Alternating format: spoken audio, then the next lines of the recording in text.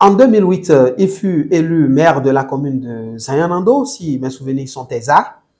Quelques années plus tard, il fut révélé à la face du Bénin politique, on va le dire comme ça, quand il devint le coordonnateur national de la coalition Foscori, autant pour moi, pour un Bénin émergent, cette coalition-là qui regroupait l'essentiel des partis et mouvements politiques soutenant l'action du chef de l'État d'alors, je veux nommer le docteur Thomas Boni Yayi.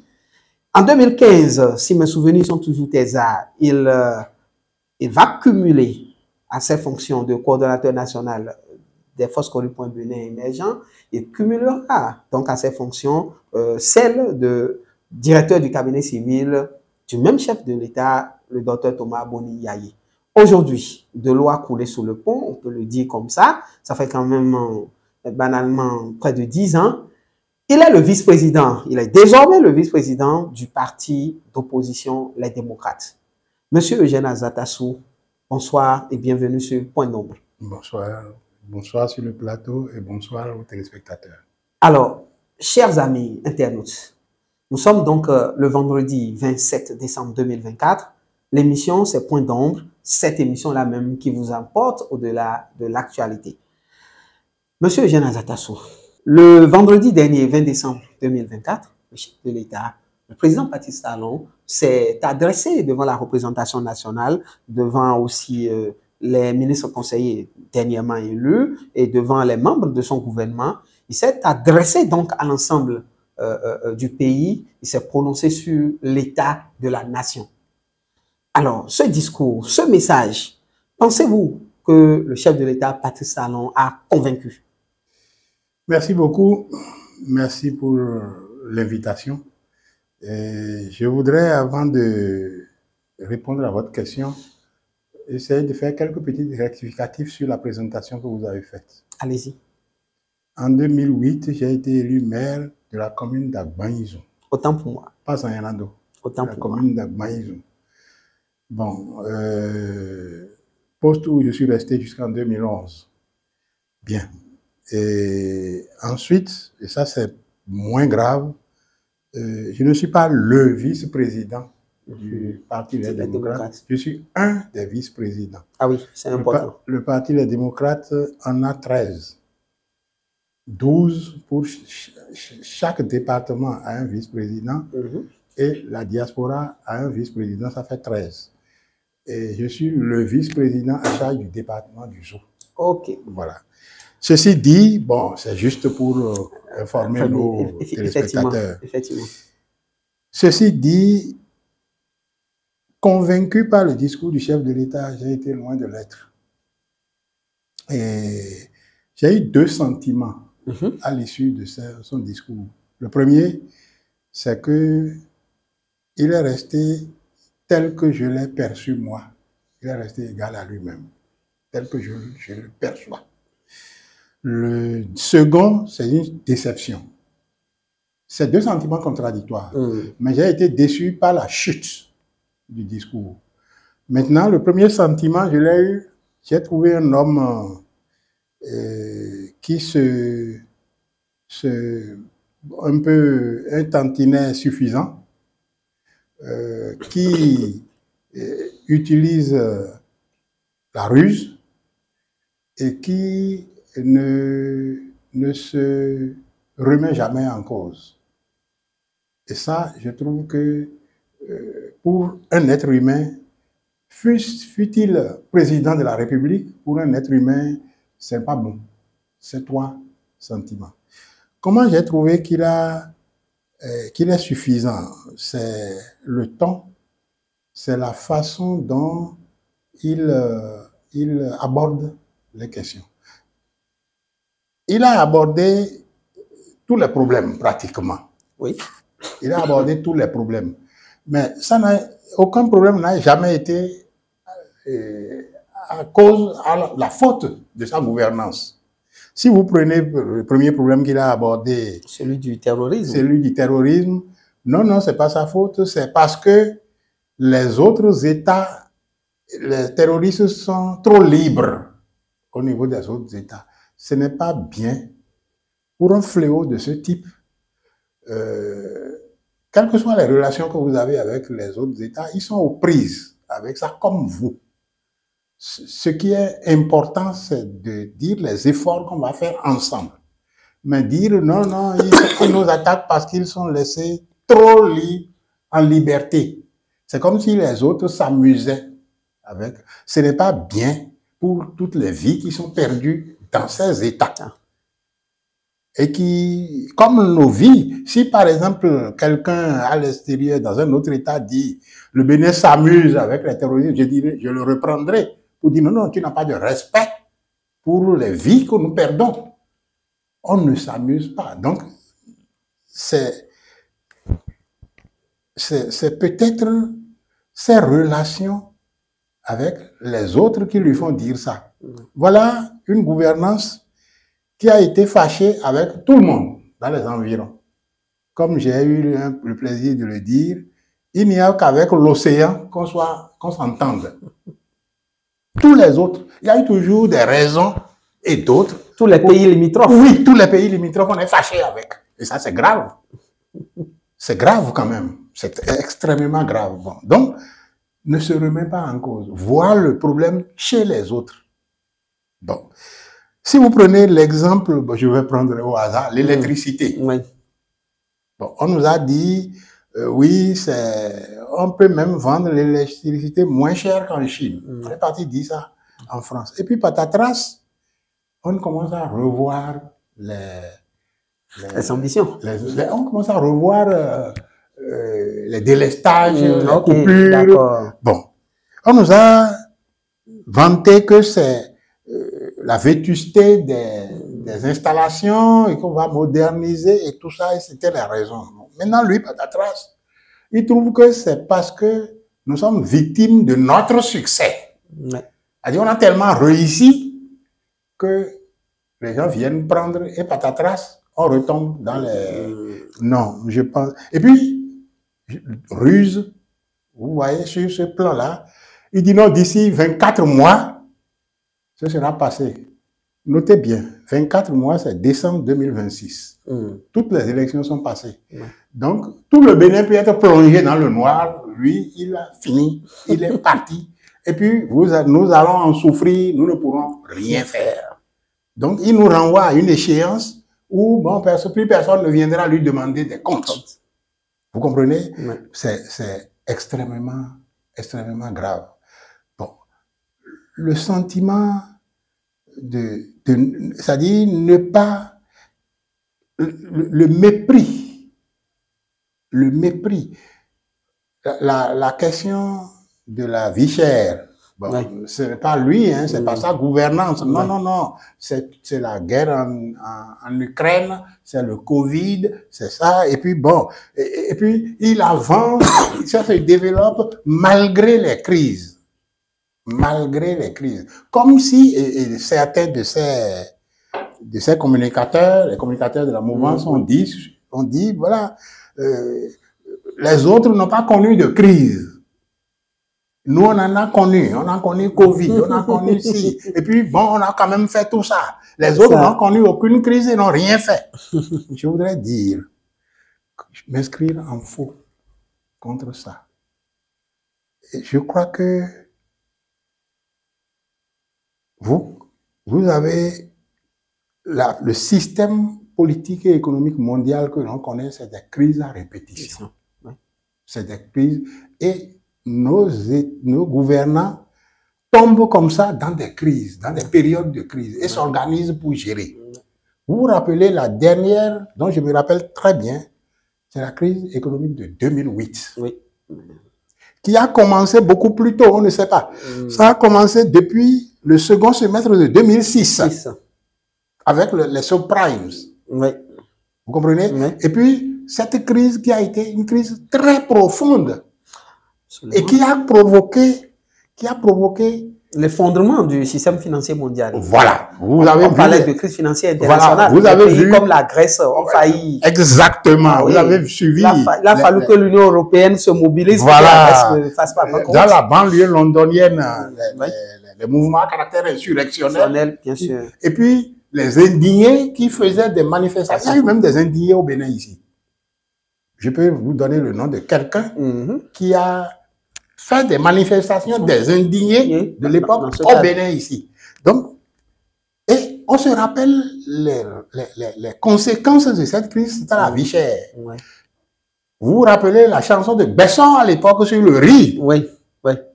Le riz est cher et tout ça. Tout ce qui était importé était cher. Mais nos amis ne se souviennent pas. Et ils ont raison de ne pas se souvenir. Je vais vous dire pourquoi.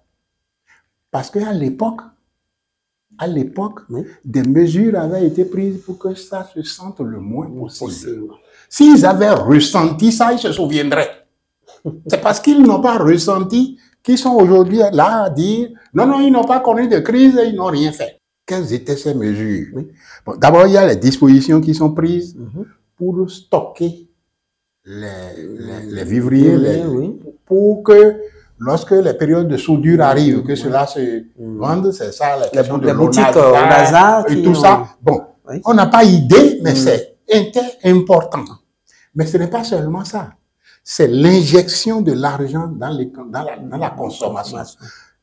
Sous, par exemple, le président Boni Yahi, les microcrédits ont été d'une envergure sans précédent en ce moment-là. Effectivement.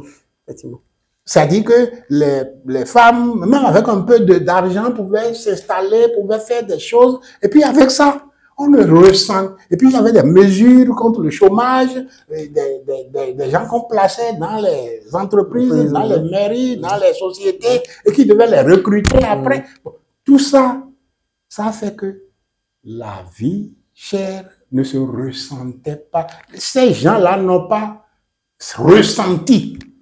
Et c'est pour ça qu'ils disent maintenant, non, ils n'ont connu aucune crise et tout ça. Il faut de l'humilité.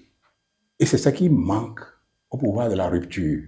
De l'humilité. Je vais vous donner un exemple tiré de son propre discours. Allez-y. Si personne n'avait travaillé sur l'eau, je ne fais pas confiance à ces chiffres. Non, parce que quelqu'un qui est comme ça, les chiffres, moi je veux bien vérifier, mais je ne fais pas confiance. Mais je prends le chiffre sur l'eau. Il dit, en 2016, c'était à 42%. Et que c'est maintenant à 80%. Si personne n'avait fait, si on était à 0%, il n'aurait pas pu aller à 80%. À la rigueur, il aurait pu aller à 38%. 38 plus 42, ça fait 80. Vous comprenez? Donc, c'est pour ça qu'il faut de l'humilité. Les autres gèrent avec leurs difficultés, avec leurs insuffisances, quand vous prenez, vous continuez avec vos difficultés, avec vos lacunes, et puis ainsi de suite. L'humilité, c'est ça qui manque au pouvoir de la rupture. Et c'est pour ça que le peuple béninois ne doit plus, je m'excuse, je ne suis pas... ne doit plus continuer avec un système comme ça. Parce que c'est un système qui, en ne se voyant pas, en ne se remettant jamais en cause, ne peut pas se corriger. Ils ne peuvent plus changer. Donc, c'est le premier sentiment que j'ai eu. L'autre sentiment de déception, c'est par rapport à la chute. Dites-moi, quand on prend, vous êtes journaliste, un journaliste c'est un peu un historien aussi. L'historien du présent. Bien sûr. Mais à force du présent, les présents se succédant, on a aussi un peu du passé. Donc, si vous prenez depuis 1990, singulièrement depuis 1991, où on a commencé à faire des élections, quelle est l'élection présidentielle qui a fait apparaître celui qui a réussi comme un usurpateur? Quelle est l'élection qui a fait apparaître le président qui a été élu en ce moment-là comme un usurpateur véritablement? C'est 2021. Parce que les autres... Bon, ça, c'est ça n'engage. Voilà, parce que c'est vous qui... Oui, ça n'engage que moi. Ça n'engage que moi. Quand vous voulez faire une élection, vous faites les règles. Vous profitez du Parlement monocolore. Vous faites les règles, vous taillez à votre mesure. Une règle taillée à la mesure, c'est par exemple quoi? On a dit, on fait les parrainages. Les parrainages, c'est les élus. c'est les élus. Oui, oui, oui. Et Députés, maires. Et ils sont à l'époque 160 et ils étaient tous. Presque tous. Oui, le Parlement, les 83 étaient pour la mouvance. Oui. L'autre, bon, il y a eu quelques LCB, mais les autres, c'est la mouvance. Il y avait à peine 6 qui oui, sont... donc quand tu veux faire le parrainage, parce qu'il y a plusieurs formes de parrainage. Oui. Il y a des parrainages, par exemple, les parrainages où c'est la citoyens. Les citoyens, voilà. Où c'est les citoyens qui signent les pétitions. Mais tu ne choisis pas ça. Tu choisis les élus qui sont déjà pour toi. Qui sont déjà dans ton camp. Donc, c'est toi qui décides qui va aux élections ou qui n'y va pas. Quand tu fais comme ça, et puis bon, quand après ça, tu mets en prison pour des raisons ou d'autres, je ne vous dis pas d'être d'accord avec moi, mais c'est que le fait est que... Oui, c'est votre analyse, c'est votre point de vue. Ils se sont retrouvés en prison. Tous les candidats qui peuvent inquiéter se sont retrouvés. Tu sais, les règles, c'est toi. Les parrains, c'est toi qui donnes. Tu ne donnes pas si tu ne veux pas. Il a dit dans sa tournée, les démocrates auront le parrainage. Mais il n'a pas donné le parrainage quand les démocrates ont choisi leur candidate. Il l'a mise en prison. Vous comprenez? Oui. Donc, quand moi je fais le retour, c'est vrai que bon, je ne suis pas là depuis, je suis quand même là depuis 1990. Oui. Quand je regarde toutes les élections, aucune œuvre humaine n'est parfaite. Il y a toujours eu des petits problèmes, tout ça. Mais en général, on s'accorde et puis on reconnaît que bon, parce que tous on était là, on a regardé et puis on est là. Maintenant, tu t'accapares de toutes les institutions à charge des élections. Tu crées des conditions. Tu crées des conditions telles que c'est toi-même le truc des impôts. Le quitus fiscal, oui. J'ai vécu, dès 2019, j'ai vécu des cas où on a dit au type, on lui a présenté, il a payé. Ce qu'il doit payer avant. Ce qu'il doit payer. On dit, bon, va, tu reviens. Il revient, on le présente autre chose. On crée des domaines qui existent. Quelqu'un qui est ici, qui n'a jamais mis pied, quelque part, on lui crée un domaine là-bas. Et on dit, bon, tu dois payer. Il paye. Et puis on dit, viens, au finish, on attend, l'heure du dossier passe. On ne lui a pas donné son quitus fiscal. Ça veut dire quoi? Ça veut dire que c'est l'administration qui a bloqué la candidature. Vous comprenez? Oui. Quand vous créez des conditions comme ça, la seule élection qui apparaît comme une élection présidentielle, qui apparaît comme une usurpation, bon, il a ajouté par des incompétents, des machins, tout ça. Mais la seule qui apparaît comme une usurpation, déjà, c'est 2021.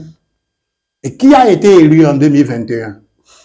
Donc, en réalité, si on mettait le phare, on dit, bon, trouve-nous quelqu'un qui est usurpateur de pouvoir dans ce pays, je crois que le phare ne réfléchirait pas longtemps avant de donner le nom. Vous comprenez? Parfaitement. Bon. Et c'est ça, c'est la chute. Que finit? Est-ce que le président de la République est le peuple béninois? Est-ce que ce n'est pas le peuple béninois qui décide qui doit prendre, qui ne doit pas prendre? Et puis, bon, si toi tu dis, chacun fait le développement comme il le conçoit. Si toi tu dis, bon, moi je conçois le développement comme ça, et tout ça doit se passer comme ça. Et c'est le peuple qui doit agir. Ça veut dire que tu as un moyen pour que même si le peuple disait autre chose que ce soit, c'est pour toi tu dis qu'il marche. L'usurpation est là. Bon, donc, c'est la chute. Cette chute, c'est les deux sentiments.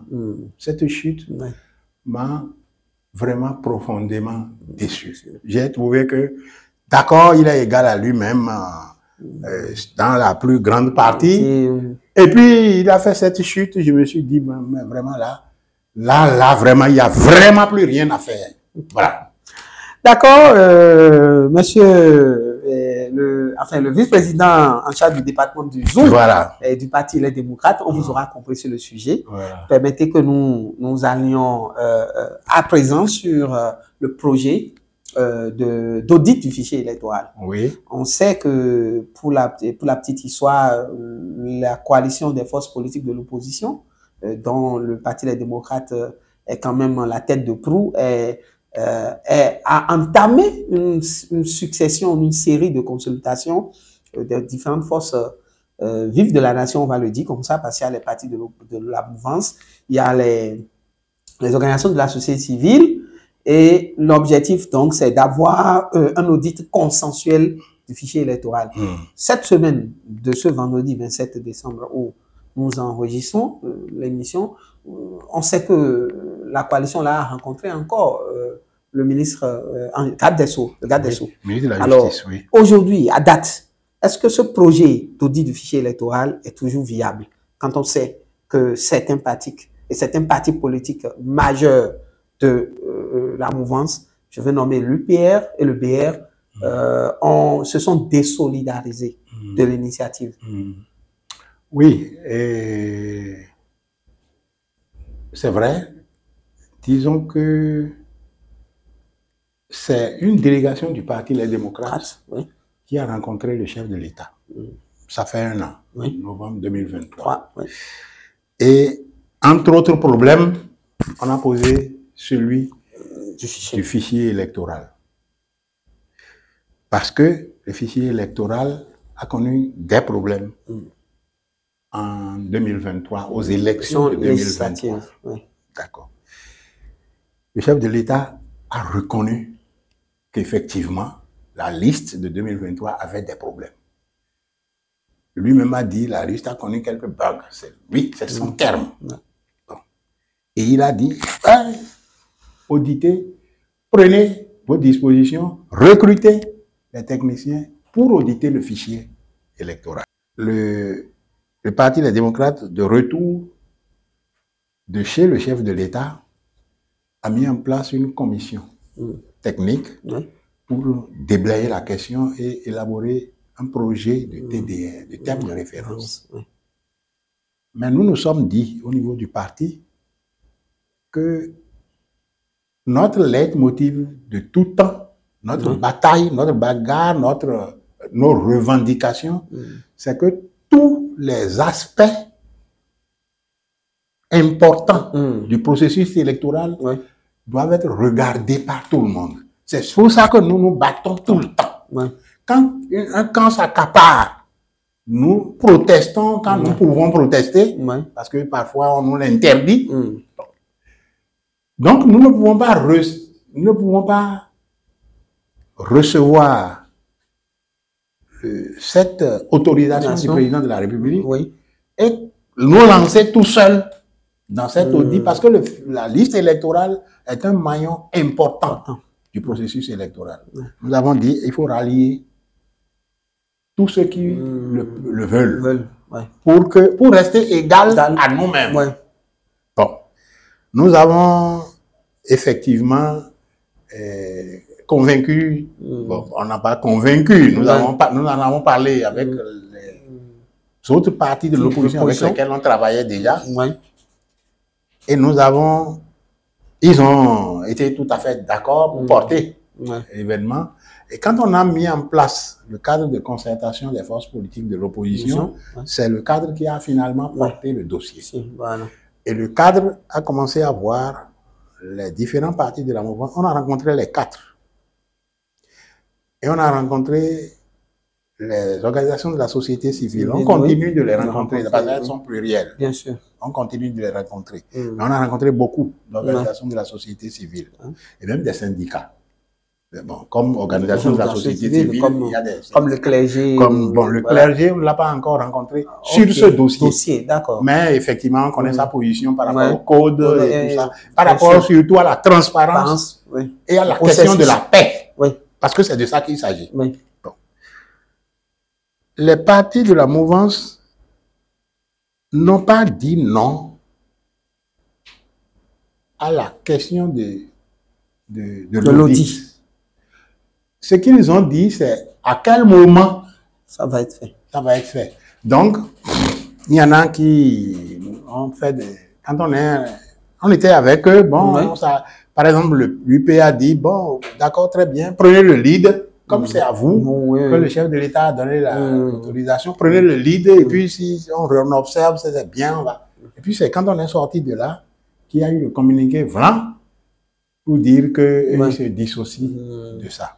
C'est vrai, il nous avait dit en présence qu'il faut que ce soit conforme à la loi et qu'il faut que eux, ils ont confiance à la NIP, aux structures mises en place, ils ont confiance. Bon, mais que si nous voulons auditer, de prendre le lead, et puis bon.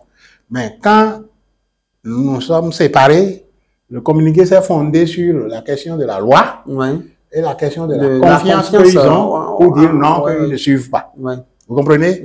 Voilà. Et le BR? Le BR, ça a été à peu près les mêmes arguments.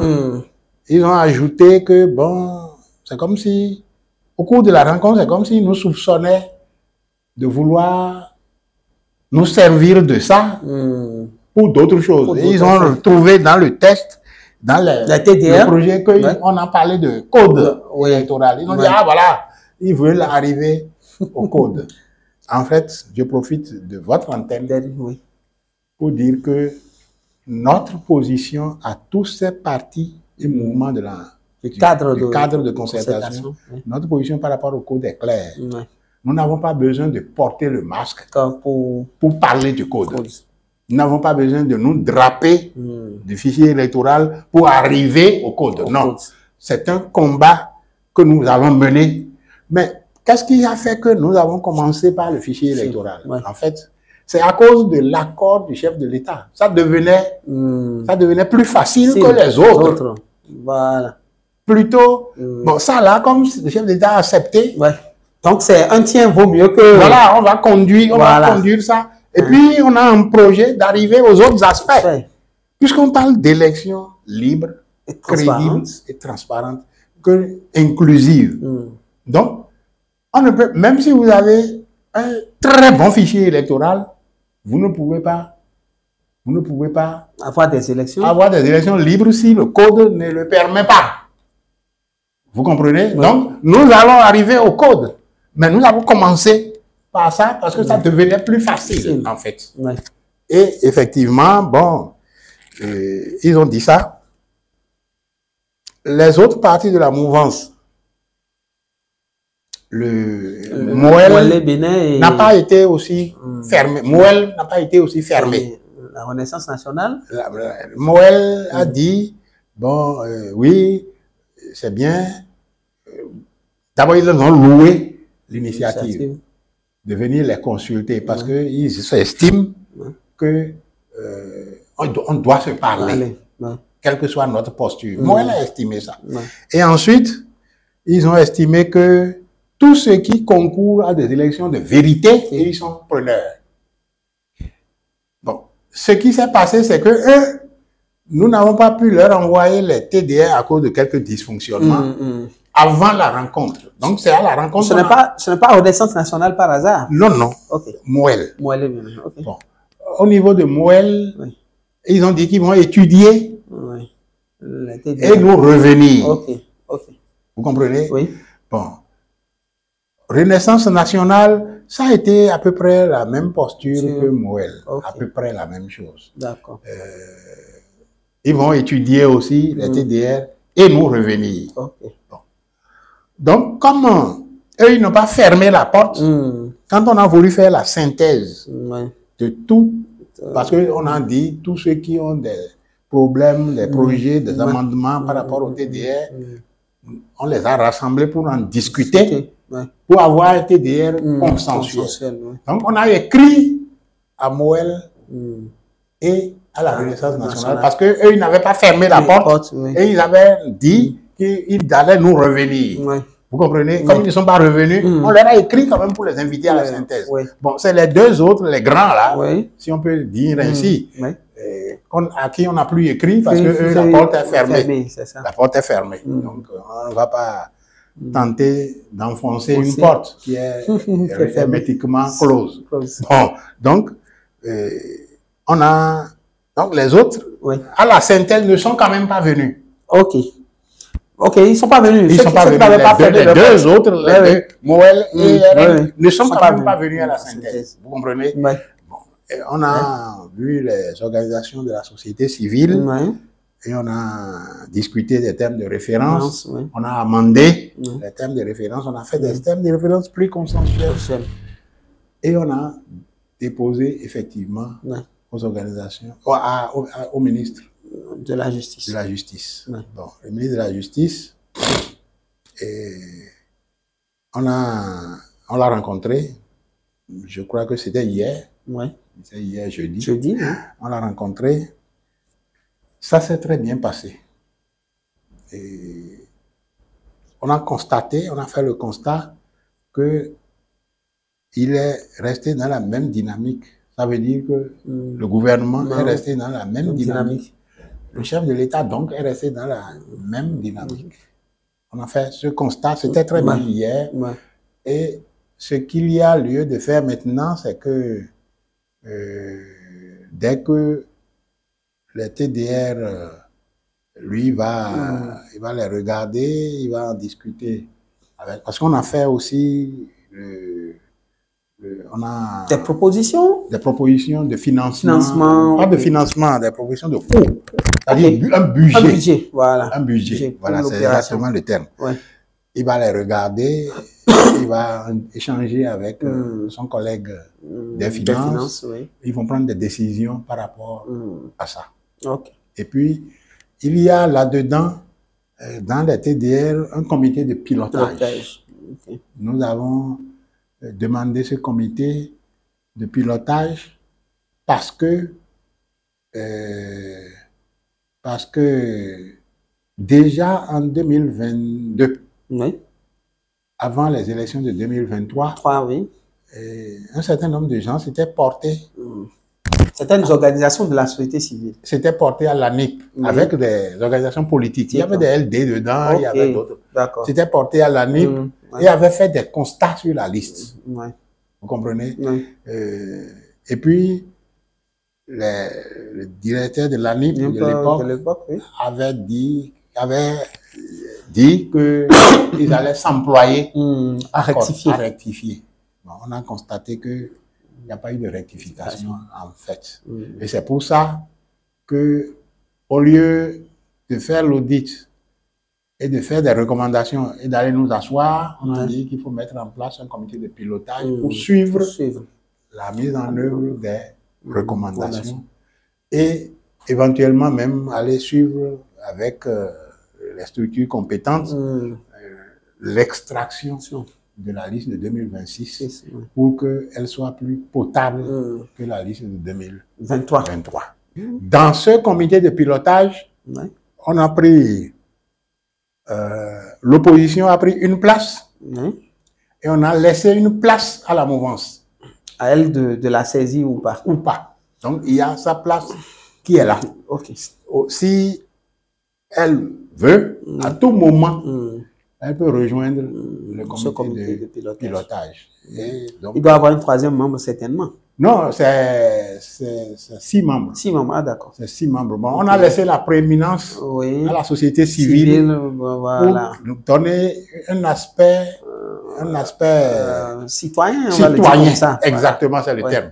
Pour donner un aspect citoyen à l'activité. Voilà. À l'activité. Voilà. Que ce ne soit pas vu comme les politiques qui tirent le bras de l'autre côté, de chacun de son côté. Non. Il faut que ce soit un aspect citoyen. Donc, à vous entendre, Monsieur Eugène Azatassou, c'est dire que, à la question de savoir si le projet de l'audit du fichier électoral est viable, c'est dire que c'est en train même d'être de plus en plus viabilisé. Exactement. Alors, c'est en cours, ça va s'il plaît à Dieu, ça va se faire. Ce n'est que le moins de mal qu'on pourrait souhaiter par rapport à ces élections générales de 2026 qui viennent et que nous souhaitons évidemment libres, transparentes pour le bonheur de nos paisibles populations. Voilà, parce qu'on a assez des élections qui conduisent à la violence. Non, effectivement. Des élections, tout ce qui provoque la violence, j'ai toujours dit, depuis 2019 où ça a commencé, les morts, les exils, les emprisonnements. Ce n'est pas des gens qui commandent de faire la violence. C'est des injustices qui créent l'explosion et qui créent le sentiment. Il peut résulter de ce sentiment que certaines prennent le lead. Je ne dis pas non. Mais Ce qu'il faut corriger, c'est le terreau. Le terreau, c'est le terreau. C'est ça. C'est ça. Parce que si moi je suis là et que si vous me dites, hé monsieur, allez là dans la rue, là on est en train de tirer, pourquoi moi j'y vais? Je ne peux pas aller si je ne suis pas transporté de l'intérieur. Bien sûr. Je ne suis pas révolté de l'intérieur. Et ce qui révolte, c'est l'iniquité, c'est l'injustice. Et c'est ça qu'il faut corriger. Voilà. C'est parfait.